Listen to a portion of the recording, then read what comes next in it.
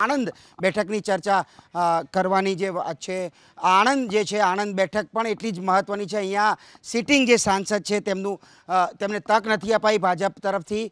ફરી એક વખત આણંદ જે છે, આણંદ બેઠક જે છે એની પર પણ ચર્ચા કરવામાં આવશે કે આખરે આ બેઠક કોને આનંદ કરાવે છે અને કોણ હજુ તક નહીં મળે। આ તમામ બાબતો પર ત્યાંના પત્રકારો શું માની રહ્યા છે તે પણ જાણવાનો પ્રયાસ કરીશું। તો જીજ્ઞા પાસેથી જાણીશું કે જીજ્ઞા, આણંદમાં પત્રકારો શું કહી રહ્યા છે। અત્યાર સુધી 7 ભાજપ 2 કોંગ્રેસ, આણંદ આખરે કોના પલ્લે જાય છે? બિલકુલ, આપણે જણાવી દઈએ પત્રકારોના મહાપોલમાં કે આણંદની બેઠક કોના ફાળે જશે, પત્રકારો શું માની રહ્યા, શું બંને પક્ષે યોગ્ય ઉમેદવાર પસંદ કર્યા, સવાલ પૂછવામાં આવ્યો ભાજપ તરફથી।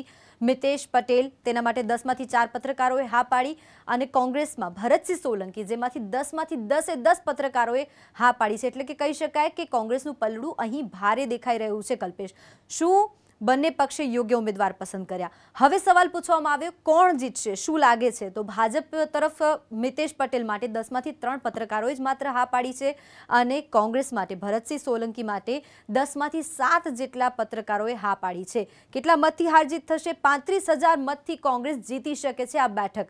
આણંદ બેઠક 35,000 મતથી કોંગ્રેસના ફાળે જઈ શકે છે તેવું પત્રકારોના મહાપોલમાં જાણવા મળ્યું છે। કલ્પેશ,